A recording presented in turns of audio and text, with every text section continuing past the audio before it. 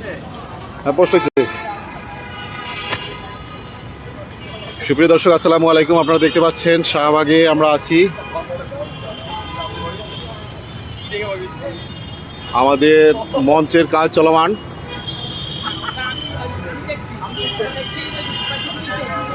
আগামীকাল বৈষম্যমুক্ত নবম pay scale ও 11 থেকে 20 গ্রেড কর্মচারীদের জন্য 50% মহার্ঘ ভাতার দাবিতে অবস্থান কর্মসূচির যে মঞ্চ, সে মঞ্চ আমাদের কাজ চলছে।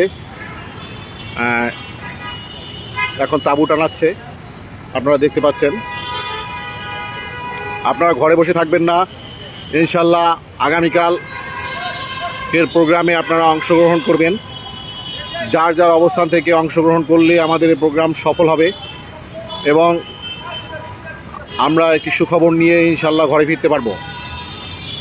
কালকের প্রোগ্রামে উপস্থিতির উপর নির্ভর করবে যে আমাদের কি ভাতা দেওয়া হবে। আপনারা যদি ঐক্যবদ্ধভাবে এখানে অংশগ্রহণ না করেন, তাহলে ঘরে বসে যদি শুধুমাত্র বলেন যে আছি, সাথে আছি, থাকবো, এরকম করলে কিন্তু আসলে আমাদের ভাগ্যে কিছুই জুটবে না।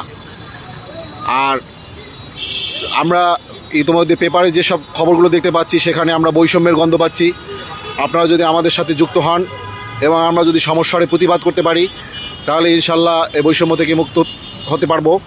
তাই যে যেখানে আছেন ঘরে বসে থাকবেন না, আগামীকালকে আমাদের প্রোগ্রামে অংশগ্রহণ করবেন। মঞ্চের কাজ চলমান, তাঁবু টানানো হচ্ছে।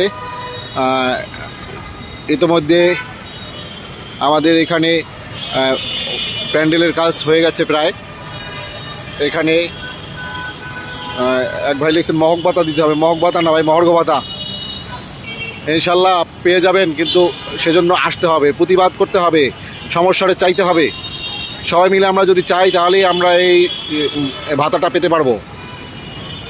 আমরা সেই গত 7 বছর ধরে পে স্কেল ও মহার্ঘ ভাতার জন্য আন্দোলন সংগ্রাম করে যাচ্ছি। আপনারা যারা এখনও এই আন্দোলন সংগ্রামের সাথে যুক্ত হননি, তাদেরকে বিনীতভাবে অনুরোধ জানাচ্ছি যে আগামীকাল এখানে স্লোগানে স্লোগানে মুখর করে দিতে হবে শাহবাগ দাবি আদায়ের কেন্দ্রবিন্দু। এই শাহবাগ থেকে যদি আমরা দাবি আদায় করে না নিতে পারি, তাহলে আর পারবো না। আপনাদের জন্য সকল প্রস্তুতি সম্পন্ন করতেছি।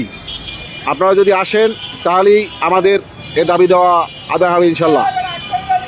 আমরা সরকারকে বলতে পারি, আমরা আয়োজন করতে পারি, কিন্তু কয়েকজন নেতার পক্ষে দাবি আদায় করা সম্ভব না যদি আপনারা সহযোগিতা না করেন। এজন্য সকলকে বলবো, ঘরে বসে থাকবেন না, চলে আসুন আগামীকাল। এক ভাই লিখছেন আপনার ওখানে আবার কিসের দাবি একটু বলেন। ভাই, 10 বছর ধরে আমাদের পে স্কেল মহার্ঘ ভাতা দেওয়া হচ্ছে না, এজন্য আমরা পে স্কেল ও মহার্ঘ ভাতার দাবিতে আগামীকাল এখানে একটি অবস্থান কর্মসূচি করব। সেই অবস্থান কর্মসূচিতে সকলকে আসার জন্য অনুরোধ জানাই। যারা ঢাকায় আছেন, ঢাকায় যারা আছেন, সকলকে বিনীতভাবে অনুরোধ জানাবো যে আমাদের এই প্রোগ্রামে অংশগ্রহণ করবেন। এই তাঁবুর পরে এখানে মঞ্চ তৈরি করা হবে। এখন এই আপনারা দেখতে পাচ্ছেন প্যান্ডেল করা হয়ে গেছে বাঁশ পুঁতে, ঠিক জাতীয় জাদুঘরের সামনে। এটা হচ্ছে জাতীয় জাদুঘর, আপনারা দেখতে পাচ্ছেন এই জাতীয় জাদুঘরের সামনে, ঠিক মেইন গেটের সামনে, বাংলাদেশ জাতীয় জাদুঘর মেইন গেটের সামনে শাহবাগ। এই শাহবাগ মেট্রো রেল, এই আপনারা যারা উত্তর দিক থেকে আসবেন, তারা মেট্রো রেলে এসে শাহবাগ নেমে এখানে চলে আসতে পারবেন। কেউ ঘরে বসে থাকবেন না, একটি দিনের জন্য হলেও আপনার নিজের প্রয়োজনে আপনি চলে আসুন এই শাহবাগে, তাহলে আমাদের দাবিসমূহ আদায় হবে। আর যদি মনে করেন যে যারা আছে ওখানে তারা এগুলো করবে, তাহলে কখনোই এই দাবি আদায় হবে না। আমরা চাচ্ছি যে 11 থেকে 20 গ্রেডের কর্মচারীদের জন্য ন্যূনতম 50% মহার্ঘ ভাতা দিতে হবে। কারণ হচ্ছে যে 11 থেকে 20 গ্রেডের কর্মচারীরা অত্যন্ত মানবেতর জীবনযাপন করছে। বর্তমান যে বাজার ব্যবস্থা, সেই বাজার ব্যবস্থায় কোনোভাবেই তাদের চলা সম্ভব হচ্ছে না। তাই যদি সমস্যারে আমরা আন্দোলন করি, তাহলেই দেখা যাবে যে আমাদের দাবিসমূহ আদায় হয়েছে। আমাদের সাথে এই নেতৃবৃন্দরা আছেন, আমাদের সাথে আছেন 11-20 ফোরামের অর্থ সম্পাদক তারিকুল ইসলাম ভাই আছেন, আমাদের দপ্তর সম্পাদক গাজী কালাম ভাই আছেন, 11-20 ফোরামের ঢাকা বিভাগের সাংগঠনিক সম্পাদক তারেক মাহমুদ, আমাদের সাথে আরও আছেন আমাদের মিটফোর্ডের নেতা, আমাদের সাথে আছেন এই জাতীয় জাদুঘরের নেতৃবৃন্দ, এই তৌসিফ ভাই। এরা জাতীয় জাদুঘরে থেকে আমাদের সকলকে অনেক সহযোগিতা করছেন। এবং আপনারা যারা আসবেন, আপনাদের যদি রেস্টের প্রয়োজন হয় কিংবা ওয়াশরুমের দরকার হয়, ইনশাল্লাহ জাতীয় জাদুঘর কর্তৃপক্ষ আমাদেরকে সেই ব্যবস্থা করে দেবেন, এগুলো নিয়ে কোনো চিন্তা করতে হবে না। তাছাড়া জাতীয় জাদুঘর কর্তৃপক্ষ যারা আছেন এখানে নেতৃবৃন্দ, তারা আমাদেরকে ফ্রি বিদ্যুৎ ব্যবহার করার সুবিধাও দিয়েছেন। তাই ঘরে বসে থাকবেন না, যার অবস্থান থেকে চলে আসুন আগামীকাল ইনশাল্লাহ।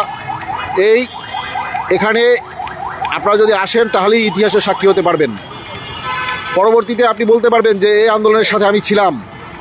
অনেকে এখন বিভিন্ন আন্দোলন সংগ্রামের ক্রেডিট নেওয়ার জন্য চেষ্টা করছেন, সেরকম এখানেও ইনশাল্লাহ একটা এমন কর্মসূচি হবে যে কর্মসূচির মাধ্যমে আমাদের সফলতা আসবে আল্লাহর রহমতে। সেই সফলতার ভাগিদার হওয়ার জন্য আপনাদেরকে বিশেষভাবে অনুরোধ জানাচ্ছি। চলে আসুন আমাদের এই শাহবাগে আগামীকাল।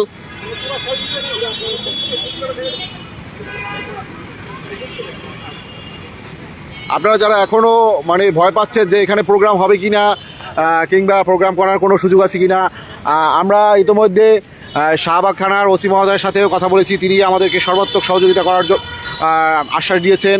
আমরা ডিএমপি কমিশনারের কাছে আমাদের নিরাপত্তার জন্য চিঠি দিয়েছি। ডিএমপি থেকেও আমাদেরকে সর্বাত্মক সহযোগিতা করা হবে। এছাড়া বিভিন্ন গোয়েন্দা সংস্থার লোকজন তারা আমাদের সাথে আছেন ইনশাল্লাহ। তাই কেউ ঘরে বসে থাকবেন না, ভয় পাওয়ার কোনো কারণ নাই। ভাই, আমরা যারা সামনে আছি, কিছু হলে আগে আমাদের হবে, তারপরে আপনাদের। তাই ঘরে বসে না থেকে চলে আসুন আগামীকাল সকাল 9টায় শাহবাগ জাতীয় জাদুঘরের সামনে। এখানে যে প্রোগ্রাম হবে, এ প্রোগ্রামে আপনাদের সকলের অংশগ্রহণ আশা করছি। সবাই ভালো থাকুন, সুস্থ থাকুন। আগামীকাল সকলের সাথে দেখা হচ্ছে, এই আশাবাদ ব্যক্ত করছি। আল্লাহ হাফেজ। বাংলাদেশের সরকারি চাকরিজীবীদের জন্য একমাত্র তথ্যভিত্তিক ইউটিউব চ্যানেল এটি। আপনি যদি একজন সরকারি চাকরিজীবী হয়ে থাকেন, তাহলে নবম পে স্কেল সহ মহার্ঘ ভাতা সংক্রান্ত সর্বশেষ ও নির্ভরযোগ্য আপডেট পেতে চ্যানেলটিতে লাইক দিন, আপনার মূল্যবান মতামত কমেন্টের মাধ্যমে জানান এবং অবশ্যই চ্যানেলটি সাবস্ক্রাইব করতে ভুলবেন না। ধন্যবাদ।